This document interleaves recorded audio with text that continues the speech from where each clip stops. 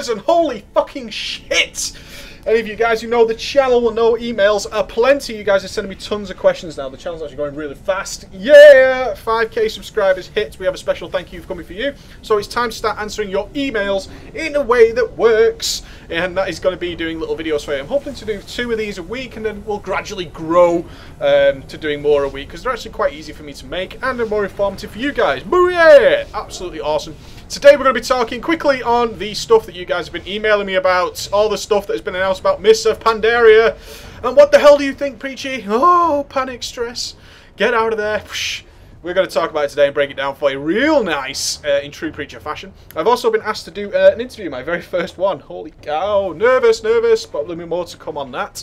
I'll tell you about that in another video. And we're also going to start asking you questions. So if you have questions for me, please guys, send them to preachgaming@gmail.com, preachgaming@gmail.com. I have a bank of questions to work through, so I'll put this video out today, possibly another one in a couple of days, and then I'll try and do one every couple of days or so with all the questions that I'm starting to get from you guys. No problems at all. We'll get talking about some Warcraft. Let's nerd it up big time.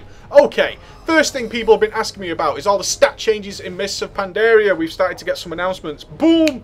This was expected, ballers. We knew this was coming. We spoke about this probably 4 or 5 weeks ago on the live web show.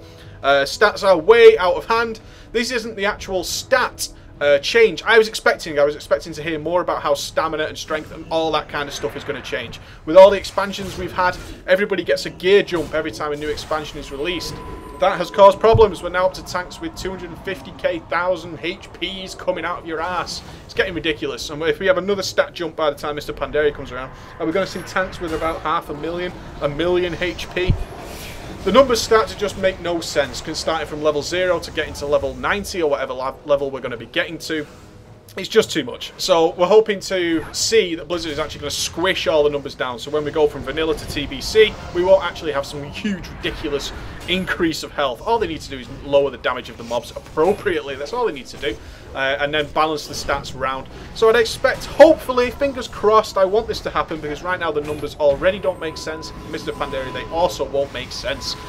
But even worse so is that we can actually start looking at the numbers in a reasonable fashion. So we won't start seeing items with like 8,454 stamina on them or anything ridiculous like that. That just makes no absolute sense whatsoever. So what did they announce? First of all, spell resistance is gone. Kind of sad. Remember, this is PvE house, baby. I know you PvPers are really happy with this. Spell resistance is gone, and so is spell penetration, which obviously counters spell resistance as it doesn't no longer exist. It's pointless to have spell penetration. Spell resistance is gone. Then this affects paladins a little bit. Holy paladins, their aura mastery now makes no sense. We shouldn't have resistance aura anymore, I guess. Maybe. Not really clear if it's going to have a big impact on PvE. I hope if that is the case and it's removed from PvE as well, which I assume it is, because you'll have paladins running resistance aura in PvP as well, which obviously if spell resistance no longer exists, then they don't really have that ability to do so, which that affects PvE as well.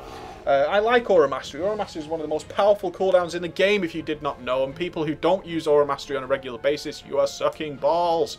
It's amazing. Think of Deathwing shooting fireballs at your balls all the time. Got to be getting it. It's absolutely fabulous cooldown. So I hope that Holy Paladins get something on that. And it also means we won't get any resistance fights. We haven't had any for a while, actually. Illidan was the last big one, where the tanks had to get that fire resistance gear. I actually like resistance fights, as stupid as that sounds. Hydros the Unstable was a brilliant fight once we got all those tanks in resistance gear. Felt good. Also gives you something to do outside of the game, outside of raiding. A lot of raiders, when they cap, tend to be like, okay, well, I only need to log in now to cap or level alts or etc. I actually liked that we had things to get ready for. We knew there was a resistance fight coming in a couple of bosses. I'm going to spend my out-of-raid time sorting out my resistance gear. I actually found it enjoyable during Encourage, where we all had to farm Moradon and all that kind of shit for our nature resist gear. I found that really enjoyable, I really did. I didn't mind resistance fights. As a tank, a lot of tanks complained that they had to get their resistance gear. I actually found it enjoyable, whatever. But spell resistance is gone. Okay, fine, nothing simple. Major change, one of the two major changes actually, hit and expertise. Hit is going to be converted to just one stat, which is hit. It already actually is. On gear it doesn't say spell hit or hit, it just says hit. But they're going to lump it into one nice simple tab, because at the moment we have melee hit, we have spell hit, and all that kind of shit broke down, and they're all different amounts. They're just going to chunk it all together. That's fine. And technically it's already together on gear anyway. When we reforge an item to hit, we don't look for reforging it to spell hit or any of that nonsense. We just call it hit anyway. What is important for me is expertise now is going to affect casters and hunters. Hunters who always QQ the expertise mail drops, and not only the enhancement shamans, of which we generally only ever see one per raid at max. And the gear is useless to you. Hunters, you can relax now. Expertise is actually good for you. And also casters are getting expertise. Again, really happy with this change. Why this change wasn't in the game in the first place, that's beyond me. That makes no sense. Do you want me to do a comparison for you? A rogue stood right next to the head of Deathwing that's literally in front of him. The guy's the size of a city, can be dodged by a head lying on a ledge. A hunter who's firing arrows from 40 yards away can't be dodged. A caster who's casting a slow-ass fireball that has travel time, that can't be dodged. But me swinging my melee weapon within 2 feet of the mob, that can be dodged. Makes no sense. If you're not understanding the difference between hit and expertise, because people seem to think it's exactly the same thing, it's not. Hit is your ability to actually aim at the mob or the target and throw your ability at it. Expertise is reducing the chance that that guy is actually going to be able to use his skills to avoid it. Very different things, guys. Very, very different things. So casters, you're going to be getting expertise. I think that's pretty cool. Casters have it kind of easy at the moment. We just say we want to get hit capped, and then we just go to full DPS mode. Having a couple of stats to balance also gives us some choices, like we saw in Spine of Deathwing. The most important damage was on the Burning Tendon, and when that casts, obviously anybody who with any sense will know that when you cast, you can no longer dodge or parry. You can't. So if whenever you see a tank casting flash heals on himself or casting exorcism while he's tanking, smack him in the face. He's just reduced his avoidance to 0. But it gave us some choices to drop all our expertise and put that into more DPS stats. And now casters and range are going to have the benefit of choosing from that as well. Instead of having the easy ride, you're now going to benefit from those stats as well. Pretty cool. The big change, the second one, is block. Block is being changed. Any of you who've watched my tanking guides of either the Paladin or the Warrior will know we go for something called the combat table coverage, which essentially, if you guys don't know how it works in World of Warcraft, when a boss, we'll talk it through from a boss point of view, it's the easiest way to do it, but this occurs for every mob that's attacking you. When he swings his arm at you, or whatever appendage he might be throwing in your direction, the game says this attack can either miss. Every character in the game has a 5% chance to avoid an attack just from being missed. You can either parry it, you can either avoid it, or you can block it. It works it out. So what we did in Cataclysm, and definitely towards the end of Wrath of the Lich King, is we decided to say, well, we can actually put numbers to this. So we've got 5% miss. Now all I need to do is make sure my avoidance, which is my parry and dodge, and my block all add up to 100%. It's actually 102.4 because of the level difference. But for the sake of this conversation, we're going to say 100%. And if you don't like that, fuck off. Don't care. What we're saying is we made sure that if that boss swung at us, we would either avoid it completely, or we would block it and therefore take a lot less damage. Now, this was very, very overpowered at the start of Cataclysm. Hugely overpowered, especially when we looked at fights like Halphus Wormbreaker, when he spawned all the Whelplings, that kind of stuff, and Nefarian, with all his large skeleton adds. All that kind of stuff was greatly negated by block. And DKs and Feral Druids had a hell of a time. Really had a bad time dealing with this, because they had no block, so they would literally either dodge it or take the full hit. Oh, we would absorb a little bit of the damage. The problem is when we have loads of things hitting us at once, we can't possibly absorb every single hit, whereas a block tank could certainly block everything. It was very, very overpowered, and we started getting things like Savage Defense and boosted blood shields for DKs. It still didn't really help in terms of massive amounts of mob tanking. If you've got a fight with loads and loads of adds, you want a block tank in front of it. They're going to change block. It's now going to suffer from diminishing returns. That's fine.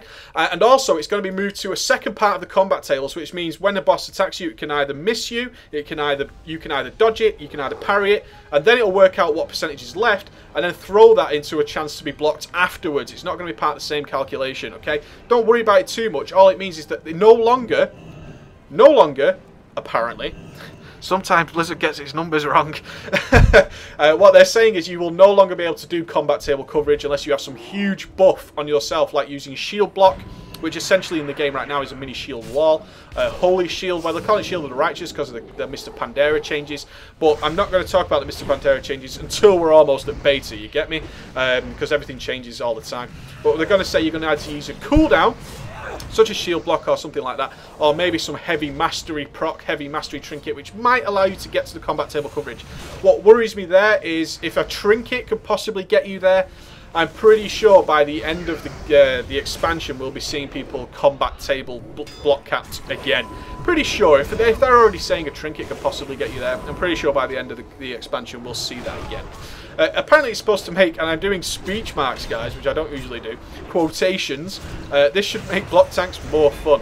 Absolutely not. It just makes the DKs and Feldrudes less pissed off at block tanks, in my opinion. Block is now going to have a diminishing return, so we can't just stack mastery out of our arse like we do right now to get constant amount of block to make up for the fact that our avoidance has diminishing returns. Our block was a nice filler there. It's okay.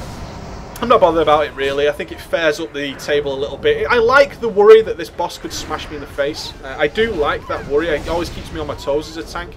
Now, when you've got a combat table blocked tank, things are very, very smooth. And that is something we aim for. We've always said that in our guides. We aim for smooth damage intake as a route to spiking. A little bit of spikiness makes it a little bit more fun for the tank.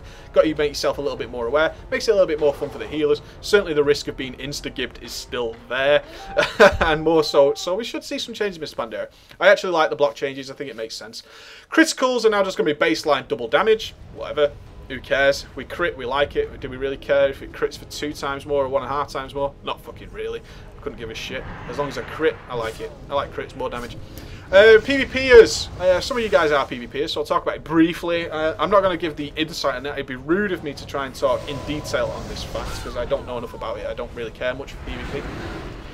They're renaming it to Defense PvP or PvP Defense. From a personal point of view, I actually like the word resilience more than PvP Defense.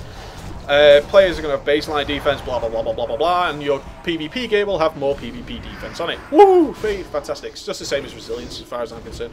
However, the new change is power. Power PvP, or PvP power. This is the big change they've announced, which essentially breaks down to this. There's about 5 paragraphs on any WoW News website breaking down what PvP power is. This is what it means.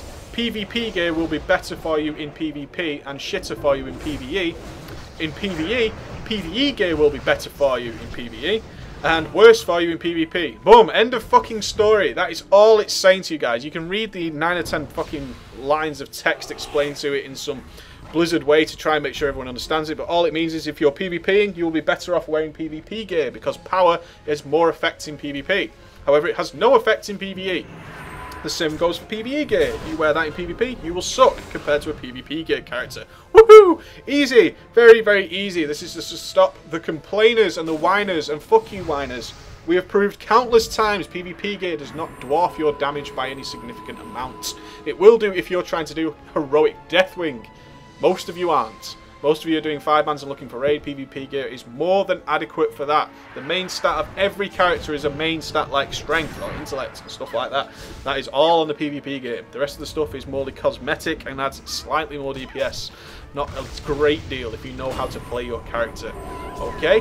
Very easy. So all they're saying is, look, if you wear PvP gear in PvP, you'll be miles better than a PvE gear player in PvP. But if you wear PvP gear in PvE, you'll be shitter than a guy wearing PvE gear. Now fact, it's stapled into your brain. That is just fact. A lot of information there. I just summarised it for you guys. That's the basics you need to read if you're not interested in the maths and stuff, which most of us aren't, let's be honest. And none of us really give a fuck about the percentages of spell miss. We want to know, are we hit capped? Yeah, fine, done. A few changes there. Really like the block changes. I like the fact that expertise is going to casters and hunters as well. It makes total sense. Spell resistance gone. A little bit sad about that from PvE side. It gave some variety to the game, I thought. The block changes make sense. Obviously the block tanks are going to be a bit pissed that they're no longer block capped, but whatever. The other tanks weren't block capped anyway, so deal with it. The other change, people have been emailing me about this one as well. I'm actually going to jump. I don't really like talking about this stuff. You can get it on any sort of fucking WoW website, MMO Champion, etc. Wowhead. I'll all cover this crap for you. I actually prefer your personal questions, which I'll do in the next video. This one, message from Mike Morhaime. We are sacking 600 members of staff from Blizzard. Okay, we called this. We fucking called it. Anybody who's been watching the live web show, if a game loses 1.4 million subscribers, guess what? You don't need the same amount of GMs to answer those questions. It's total common sense. It's simple. If you had 1.4 million people and a percentage of those were making tickets on a regular basis, and now those people no longer exist, guess what? There's less tickets coming in. Therefore, there's less people needed to answer the non-existent tickets. Easy. It's nothing to be expected. So you guys who have emailed me saying, do you think Blizzard's in trouble? Absolutely fucking not. Blizzard is in a great position this year. They've got StarCraft 2 Heart of the Swarm, which I can't wait for. I fucking love StarCraft. I watch loads of StarCraft 2. I really, really enjoy it. I watch a lot of streams. I try and catch all the MLGs and the dream hacks and assemblies and all that kind of stuff. I really, really enjoy it. We've got Diablo 3. Obviously, most of us, in fact, already bought it. There's millions of people who bought the yearly pass, including me, to get beta access and get Diablo 3 for free. I've done that. Why not? It works out cheaper over the year. I'm going to be playing WoW anyway. And we also have the WoW expansion, Mr. Pandaria. The bit that I actually found interesting on this, guys, from a business point of view, as you know, my day-to-day job is involved in a lot of business and a lot of money, is only, listen to me out on this one, only 10% of the people who are getting sacked are from the development side. I actually think that is a really low number. Now, you might be surprised, but Preach, they're making 3 games this year, plus Project Titan's coming next year. Let's talk sense for a moment, guys. Those games are actually pretty much finished. Rumour mill running wild. Don't quote me on this. I don't work for Blizzard or anything like that. But the rumour mill is the only thing stopping Diablo 3 from being on our PCs right now is the real money auction house. Making sure that it's completely balanced so it works for us and works for Blizzard. It needs to work both ways, of course, or Blizzard shouldn't have bothered. StarCraft 2 was essentially finished. The units were decided and unveiled at BlizzCon, which is months ago now. So they'll be balancing that. As you know, StarCraft 2 is one of the largest esports in the world. I think only League of Legends is actually beating it in terms of viewers. They just need to make sure that it's completely balanced when it comes to a multi-billion-dollar esport industry that is essentially booming right now. Esports is becoming the next big thing, guys. In 10 years, we will be looking at esports in the same light as the Olympics. I'm pretty sure on that. Lots of conferences and debates going on now as it's starting to become legitimate. Awesome. They should be. Those guys work their balls off. They really do. So that game is almost finished then, and Mr. Pandaria is almost in its Friends and Family Alpha, which means the Friends and Family of Blizzard are going to be playing the game. So essentially all that's probably missing from Mr. Pandaria is some health tweaks, some damage tweaks, and probably a lot of quest text and some roleplay stuff thrown in there. They like to pad out every quest to make sure it's quite interesting. Little bits and bobs, but the majority of the game is probably actually finished as far as we can guess. We don't work there, we don't know. But if it's going to alpha, the zones are obviously created. And they'll just be padding the game out. I'm actually surprised only 10% of the development team is being removed. I would have thought more, considering the only game we know they're definitely going to be working on after this is a single game of Project Titan, which they've also been working on for years now. So we can imagine that game is probably well on its way. It's going to be 2013 at least, probably announced at BlizzCon 2013, which will be featuring Preach and Ghost. Yeah. I would expect more to go from there from the development side. There's obviously not a great deal of development needs to go into those, and it's probably not a transferable skill into whatever Project Titan is. And in fact, they probably don't want the lower level developers who are maybe doing some artwork and all that kind of stuff involved in Project Titan for trust reasons. They've kept it under wraps for years, guys.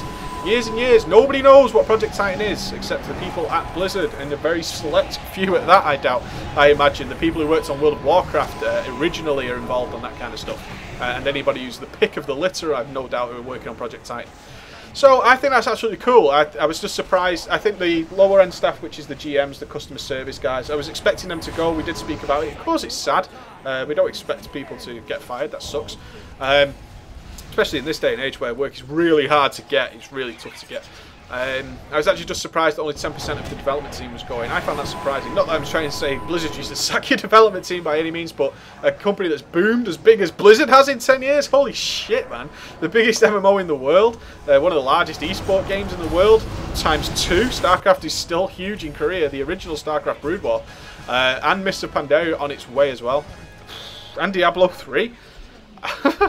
They've grown a lot, and I'm surprised there's only 10% of the development team they've picked up who probably aren't as good as they should have been in that time. Anyway, that's me out. I'm going to be answering your questions specifically, so email me, guys. You take it easy.